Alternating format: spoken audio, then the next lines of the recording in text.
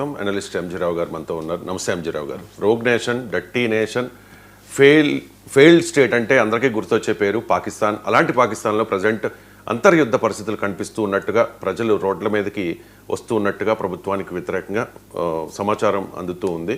చాలా వార్తలు వస్తూ ఉన్నాయి, చాలా వీడియోస్ కూడా వైరల్ అవుతూ ఉన్న పరిస్థితి. ఏంటి నిజంగా పాకిస్తాన్లో అంతర్యుద్ధం వచ్చిందా? దీనికి గల కారణాలు ఏంటి ఎంజీరావు గారు? ఎస్ అండి, ఇప్పుడు పాకిస్తాన్ చూస్తే మనకందరికీ ఎలా ఉంటుందంటే, అటు ట్రంప్తోనూ ఇటు జీ జిన్పింగ్తోనూ, పాకిస్తాన్ ప్రధాని షహబాజ్ షరీఫ్, అదేవిధంగా అసీం మున్నీర్, ఆర్మీ చీఫ్ అసీం మున్నీర్లు పైకి గాంభీర్యంగా కనిపిస్తున్నారు. చాలా మెజెస్టిక్గా మాదొక దేశం అని యుఎన్లో అక్కడక్కడ కనిపిస్తున్నారు. కానీ పాకిస్తాన్ పరిస్థితిని చాలా నిశ్చితంగా గమనిస్తే, if you meticulously observed the internal Pakistan situation, we can understand that there is an civil war situation in Pakistan. ఈ పాకిస్తాన్లో ఏంటంటే అంతర్యుద్ధ పరిస్థితులు దాపురించాయన్నమాట. అంతర్యుద్ధ పరిస్థితులు చాలా జాగ్రత్తగా గమనిస్తే కనిపిస్తున్నాయండి. చాలా జాగ్రత్తగా గమనించాలి ఆ విషయాన్ని. చూడండి, అక్కడ పైన Islamabad, North Western Frontier Province or Khyber Pakhtunistan నుంచి కింద సింధు ప్రావిన్స్ కరాచీ వరకు చూస్తే, ఇటు బలూచిస్తాన్ నుంచి గిల్జిట్ బల్టిస్తాన్ వరకు పీఓకే వరకు చూస్తే పాకిస్తాన్లో అన్ని తిరుగుబాట్లు కనిపిస్తున్నాయి. ఈ రీసెంట్గా మే 7 నుంచి 10 వరకు జరిగిన 4 రోజుల యుద్ధంలో ఇండియా మీద ఓడిపోయింది, సీజ్ ఫైర్కి అది అడుగుతూ ఉంది. ఇప్పుడు మళ్ళా అదే పాకిస్తాన్ కేవలం అసలు సైన్యమే సరిగ్గా లేని, అంటే 5.5 లక్షల ఆర్మీ ఉన్న పాకిస్తాన్, అధునాతనమైన ఎయిర్ ఫోర్స్ ఉన్న పాకిస్తాన్, అణ్వస్త్ర దేశమైన పాకిస్తాను అసలు సైన్యమే లేని ఒక ఆఫ్ఘనిస్తాన్తో సీజ్ ఫైర్ అడుక్కుంది. దారుణమైన పరిస్థితులు. ఇది పాకిస్తాన్. అసలు పాకిస్తాన్లో అంతర్గత పరిస్థితులు ఎలా ఉన్నాయో చూసిన తర్వాత కారణాలు మనం చూడొచ్చు అనమాట. చూడండి, ఈ పాకిస్తాన్లో అతిపెద్ద ప్రావిన్స్ అయిన బలూచిస్తాన్ 44% భూభాగం కలిగి ఉంటుంది బలూచిస్తాన్లో. అక్కడ బిఎల్ఓల ద్వారా తిరుగుబాటు జరుగుతుంది. స్వతంత్ర దేశంగా వాళ్ళు ప్రకటించుకున్నారు. ఇంకా మిగిలిన దేశాలు గుర్తించి, యుఎన్ఓ గుర్తించిందంటే అది స్వతంత్ర దేశమే. అక్కడ ఆర్మీ తట్టుకోలేని పరిస్థితి అనమాట. ఈ గ్వడార్ పోర్టు, ఇక బలూచిస్తాన్లో క్వెట్టా ప్రావిన్స్, క్వెట్టా అనేది బలూచిస్తాన్కి రాజధాని. అసలు ఆ రాజధాని నగరమే పాకిస్తాన్ ఆర్మీ చేతిలో లేకుండా పోయిందనమాట. అక్కడ పోలీస్ ఫోర్స్ లేదు. ఆర్మీ అస్తిత్వాన్ని నిలుపుకోవడానికి ఎంతో ట్రై చేస్తుంది. ఈ బలూచిస్తాన్ ప్రావిన్స్ అంతా ఈరోజు తిరుగుబాటు, ఈవెన్ ప్రజలు కూడా తిరుగుబాటు ధోరణిలో చాలా న్యూస్ అక్కడ నుంచి రావడం లేదు. అది బలూచిస్తాన్లో అతి దారుణమైన పరిస్థితి ఉందండి. తర్వాత ఖైబర్ పఖ్తూనిఖ్వా అంటే ఆఫ్ఘనిస్తాన్తో సరిహద్దు పంచుకుంటున్న ఖైబర్ పఖ్తూనిఖ్వా నార్థన్ ప్రావిన్స్ అంటారు. అది అక్కడ పర్వత ప్రాంతంలో ప్రజలు తిరుగుబాటు చేస్తున్నారు. రీసెంట్గా పాకిస్తాన్ ఆ ప్రజల మీదే ఎయిర్ ఫోర్స్ను ఉపయోగించి బాంబు దాడులు చేసి ఒక గ్రామంలో ఎంతోమంది, వందలాది మంది పాకిస్తానీ పౌరుల్ని పాకిస్తాన్ ఎయిర్ ఫోర్సే చంపేసిందంటే అక్కడ పరిస్థితులు ఎంత పరాకాష్ఠకు చేరుకున్నాయో సివిల్ వార్ సిచ్యువేషన్ అనేది అక్కడ అర్థమవుతుంది. అక్కడ తెహ్రీక్ తాలిబాన్ పాకిస్తాన్ టీటీపీ అనే ఒక తీవ్రవాద సంస్థ దారుణంగా తిరుగుబాటు చేస్తుందన్నమాట. అందువల్ల ఇది ఆఫ్ఘనిస్తాన్ నుంచి వచ్చిందని ఆఫ్ఘనిస్తాన్ మీద పాకిస్తాన్ అటాక్ చేసిందండి. అదే కారణం అనమాట. అది ఖైబర్ పఖ్తూనిఖ్వాలో అంటే అక్కడ ఆర్మీ అనేది ప్రజల్ని కట్టడి చేయడానికి రంగంలో దిగేసిందంటే అక్కడ పోలీస్ ఫోర్సు పనిచేయడం లేదు, సివిల్ అడ్మినిస్ట్రేషన్ పనిచేయడం లేదు అనేది ఖైబర్ పఖ్తూనిఖ్వాలో కనబడుతుంది. ఇక రిచెస్ట్ ప్రావిన్సెస్ అయిన ఇక్కడ సింధు ప్రావిన్స్లో, పంజాబ్ ప్రావిన్స్లో కూడా అంతర్గత సివిల్ వార్ సిచ్యువేషన్ ఉంది. ఎందుకంటే ఇండియా అక్కడికి ఇండస్ వాటర్ ట్రీటీని ఆపేసి ఈ ట్రీటీ దీని ప్రకారం నదీ జలాలను అక్కడ పంపడంలే. కాబట్టి అగ్రికల్చర్ క్రైసిస్లో ఉంది. రీసెంట్గా వరదలు వస్తే సివిల్ అడ్మినిస్ట్రేషన్ అక్కడ ఫెయిల్యూర్ అయిపోయింది. అక్కడ సింధు పంజాబ్లో అడ్మినిస్ట్రేషన్ అంతా, అంటే పాకిస్తాన్ ప్రధాని అసీం మునీర్ వీళ్ళంతా ఆ రాష్ట్రాలకి చెందిన వాళ్ళే. అయినప్పటికీ ప్రజల్లో అసంతృప్తి ఉంది. ఎందుకంటే ఆర్థిక వ్యవస్థ ఫెయిల్ అయిపోయింది. అక్కడ ఆర్థిక వృద్ధి లేదు. ఘోరమైన పరిస్థితులు, అగ్రికల్చర్ డిజర్ట్ సిచ్యువేషన్ ఫేస్ చేస్తుంది. ఫ్లడ్స్ వస్తే డిజాస్టర్ మేనేజ్మెంట్ చేసే సివిల్ అడ్మినిస్ట్రేషన్ లేదు. ప్రజల్లో తీవ్రమైన అసంతృప్తి. అందుకనే ఒక స్వయంగా కేంద్ర పాకిస్తాన్ క్యాబినెట్ మినిస్టర్లో ఒక ప్రెసిడెంటు వాళ్ళ ఫ్యామిలీ మెంబర్స్ ఎక్కడైనా కారులో వెళ్తుంటే పీపుల్ ఆపి కొట్టడం జరుగుతుందనమాట. అంత పరిస్థితి. అంటే రిచెస్ట్ ప్రావిన్స్ అయిన పంజాబ్, సింధు ప్రావిన్స్లో కూడా పంజాబ్ ఇప్పుడు పాకిస్తాన్లో అంతర్యుద్ధ పరిస్థితులు ఉన్నాయి. ఇక పీఓకే మన నుంచి ఆక్యుపై చేసుకున్న బల్టిస్తాన్, అదేవిధంగా ఈ ఖైబర్ అంటే పీఓకే అంటే 77,000 చదరపు కిలోమీటర్లు ఉన్న పీఓకేలో బల్టిస్తాను, గిల్టిస్తాన్ అంటారండి రెండు. అక్కడ పరిస్థితులు మనం ఎప్పుడు చూస్తూనే ఉన్నాం అనమాట. అక్కడ ప్రజలు బయటకు వచ్చి గాంధీ మార్గంలో తిరుగుబాటు చేస్తుంటే ఆర్మీ కంట్రోల్ చేయలేని పరిస్థితి అనమాట. అక్కడ రోడ్లంతా బ్లాక్ చేసేస్తున్నారు, వాళ్ళందరినీ జైల్లో పెట్టడం, పాకిస్తాన్ ఆర్మీ రేఫుల్ చేయడం ఇవన్నీ చేస్తుందన్నమాట. దారుణమైన పరిస్థితి. మమ్మల్ని ఇండియాలో కలిపేయండి అని వాళ్ళు అడుగుతున్నారు. ఈ విధంగా except Islamabad capital, even Lahore city TLP అనేది ఒకటే, ఇజ్రాయిలు పాలస్తీనా సీజ్ ఫైర్కి పాకిస్తాన్ సపోర్ట్ చేసినందుకు ఈరోజు పాకిస్తాన్ అడ్మినిస్ట్రేషన్ వాళ్ళు తిరుగుబాటు చేస్తున్నారు. లాహోర్ బొగ్గుమంటుంది, కరాచీ బొగ్గుమంటుంది, ఇస్లామాబాద్ బొగ్గుమంటుంది ఆ సివిల్ ప్రొటెస్టుల వల్ల, ప్రజల తిరుగుబాట్లు, ప్రజల ప్రొటెస్టుల వల్ల. అందువల్ల శాంతి భద్రతలు అనేవి లేవు.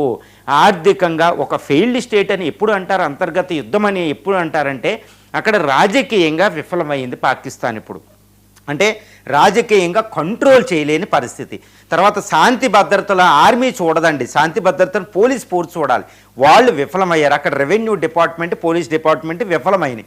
అందుకే ఆర్మీ రంగంలోకి వచ్చింది. మొత్తం చూస్తే ఇప్పుడు పాకిస్తాన్లో లాహోరు, ఇస్లామాబాద్, కరాచీ లాంటి లార్జెస్ట్ సిటీలు, క్వెట్టా అని ఇక్కడ ఖైబర్ పఖ్తూన్ మొత్తం ఆర్మీ పాలన జరుగుతుందన్నమాట. ఇండైరెక్ట్గా మార్షల్ లా ఉంది.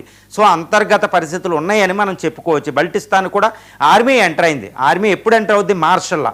అన్అఫీషియల్గా అక్కడ మార్షల్ లా విధించారనమాట, ఒక ఆర్మీ పాలన.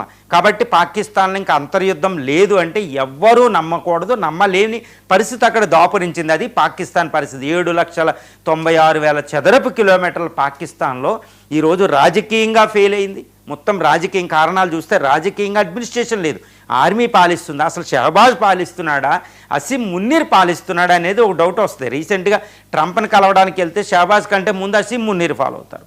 అసీం మున్నీరా ఇదా? అసలు ఆర్మీ అధ్యక్షుడు ఉన్నాడా, అసలు అక్కడ సివిల్ అడ్మినిస్ట్రేషన్ ఉందా ఏదో తెలియదు. అంటే రాజకీయంగా విఫలమైపోయింది. రాష్ట్ర ప్రభుత్వాలు కూడా ఇక్కడ విఫలమైపోయింది. ఇప్పుడు కరాచీ సింధు ప్రావిన్స్ విఫలమైపోయింది. Karachi administration, municipal administration corporation లేదు అక్కడ. తర్వాత సింధు పంజాబ్ ప్రావిన్స్ విఫలమైపోయింది. లాహోర్ దగ్గర శాంతి భద్రతలు లేవు. ఖైబర్ పఖ్తూన్, తర్వాత బాలిచిస్తాన్, బల్టిస్తాన్ ఇంకా చెప్పనే అవసరం లేదు. సో అది ఆర్మీ రాజకీయంగా విఫలం. తర్వాత ఆర్మీ పాలన అక్కడ కొనసాగుతుంది. ఇక మూడవ అతిపెద్ద విషయం ఏంటంటే పాకిస్తాన్ యొక్క యావరేజ్ వృద్ధి రేటు కేవలం 3.5%. 3.5% అంటే చాలా చాలా తక్కువ అండి.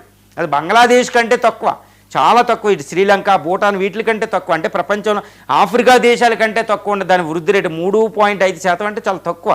పక్కనున్న ఇండియా 6.5, 7% అతిపెద్ద ఆర్థిక వ్యవస్థ, వేగంగా అభివృద్ధి చెందుతున్నాం. చైనా కూడా 5 దాకా ఉంది.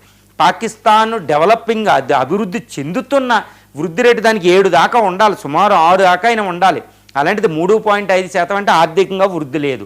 ఇన్ఫ్లేషన్, ద్రవ్యోల్బణం భయంకరంగా ఏదో అక్కడ జింబాబ్వేలో, వెనిజులాలో పెరిగిపోయినట్టు పెరిగిపోయింది.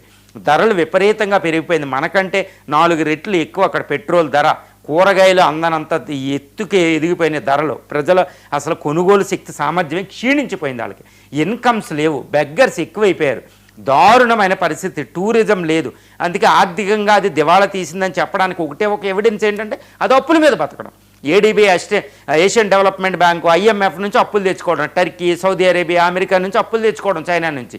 కాబట్టి అది ఆర్థికంగా దివాళా తీసింది, ఆర్థికంగా విఫలమైపోయింది. అదొక అతిపెద్ద కారణం. ఈరోజు శాలరీలు ఇచ్చే పరిస్థితి అక్కడ లేదు పరిస్థితి పాకిస్తాన్లో అండి. తర్వాత సాంస్కృతికంగా అది భయంకరంగా విఫలం అనమాట. అసలు కారణం ఇది, మెయిన్ కారణం ఏంటి? సాంస్కృతికంగా విఫలం అవడం అంటే ఏంటంటారంటే అది సంస్కృతి ఏంటంటే ఇండియాకి పాకిస్తాన్ అనేది ఒక తల్లి నుంచి పుట్టిన బిడ్డలు లాంటివే. ఒక రకంగా చెప్పాలంటే ఏంటంటే ఇండస్ వ్యాలీ సివిలైజేషన్, అక్కడ హరప్పా, మొహంజదారో, ఈ సింధు నది నాగరికతలోనే పాకిస్తాన్ యొక్క ఆత్మ ఉంది, సాంస్కృతిక ఆత్మ. కానీ అదేమంటది, నాది మిడిల్ ఈస్ట్లో, అటు సౌదీ అరేబియా, మక్కా, మదీనాల దగ్గర ఉంది, నాది ఇస్లామిక్ అని చెప్పింది అనమాట. అసలు మతాలతో సంబంధం ఉండదు. సంస్కృతి అనేది మతాలకు పుట్టినిల్లు అనమాట. వాళ్ళు మతం ఏదో సంస్కృతి ఏదో తెలియదు. కాబట్టి వాళ్ళ ఆత్మ ఇక్కడ మొహంజదారో, ఇండస్ వ్యాలీ సివిలైజేషన్లో ఉంటే సింధు నాగరికతలో వాళ్ళు వెళ్ళి మక్కా, మదీనాలో వెతుకుతారు. కాబట్టి సాంస్కృతికంగా దానికి డిస్కనెక్ట్ అయిపోయిందండి. కాబట్టి ప్రజలు ఒకళ్ళు లేదు. ఇప్పుడు ఇండియా చూడండి, సాంస్కృతికంగా తమిళనాడు, జమ్మూ అండ్ కాశ్మీర్ ఎక్కడెక్కడ సంబంధం లేకుండా ఉన్న భాషల్లో, భౌగోళికంగా ఆ రెండు కలిసి ఉంటాయి. ఎందుకంటే సంస్కృతి అనేది ఒక అద్భుతమైన సంస్కృతి, ఒకటే సంస్కృతి ఉంటుంది పాలలో వెన్న మాదిరిగా. అది పాకిస్తాన్లో లేదు. కాబట్టి ప్రజల్లో నార్త్లో, సౌత్లో వీటిలో మొత్తం విభజనలు వచ్చేసినాయి. వాళ్ళ వైవిధ్యత వ్యవధి వచ్చేసింది. కాబట్టి సాంస్కృతికంగా విఫలమైపోయింది. ఇంకా స్టేటు బతకడం అనేది అసంభవం. పాకిస్తాన్ ఒక దేశంగా మనగలగడం అనేది అసంభవం అనమాట పాకిస్తాన్. ఎందుకంటే సంస్కృతి లేకుండా ఏ దేశం కూడా మనుగడ సాగించలేదు. నాది ఒకటి, నా దేశం ఇది అనే ఒక భావన ప్రజల్లో లేకుండా పోయింది పాకిస్తాన్లో. అది మెయిన్. తర్వాత కరప్షన్ విపరీతంగా పెరిగిపోయింది. ఆ రాజకీయ పార్టీలు దేన్ని కూడా ప్రజలు నమ్మడం లేదు. త్రిబుల్ పి పాకిస్తాన్ పీపుల్స్ పార్టీ అయినా, పాకిస్తాన్ ముస్లిం లీగ్ నవాజ్ షరీఫ్ పార్టీ అయినా, తర్వాత తెహ్రీక్ అని ఆయన ఇమ్రాన్ ఖాన్ పార్టీ అయినా, ఇంకా ముస్లిం లాంటి పార్టీలు, ముస్లిం లీగ్ పార్టీలు ఉంటాయి. ఏది కూడా ప్రజల నమ్మకాన్ని చూరగొనలేకపోతున్నాయి. కాబట్టి అది. తర్వాత రాజ్యాంగం లేదు, సుప్రీంకోర్టు అంటే విలువ లేదు, ఒక రాజకీయ వ్యవస్థ, రాజ్యాంగ వ్యవస్థలు కోల్పోయి అనమాట. సో ఈ విధంగా అన్ని విధాలుగా ఫెయిల్ అయిపోయినాయి. ఈవెన్ సామాజికంగా కూడా ప్రజలు విఫలమైపోయారు. ఒక దేశం కింద, ఒక సమాజం కింద మనగలగలేని పరిస్థితి ఇది. తర్వాత భారత్తో శత్రుత్వం, ఇవన్నీ కలిపి పాకిస్తాన్లో అంతర్గత పరిస్థితులు, ప్రతి రాష్ట్రం ఒక దేశం కింద ఏర్పడిపోతాయి అనే పరిస్థితి ఈరోజు పాకిస్తాన్లో చూస్తే మనకు మొత్తం కనిపిస్తున్నాయి. కేవలం ఒక ఆర్మీ లేని ఆఫ్ఘనిస్తాన్ మీద అది సీజ్ ఫైర్ కోరుకుందంటే అది ఎంత భయంకరమైన పరిస్థితిలో పాక్లో దాపురించి ఉన్నాయో మనకు అర్థమవుతుంది. ఇంకా పాకిస్తాన్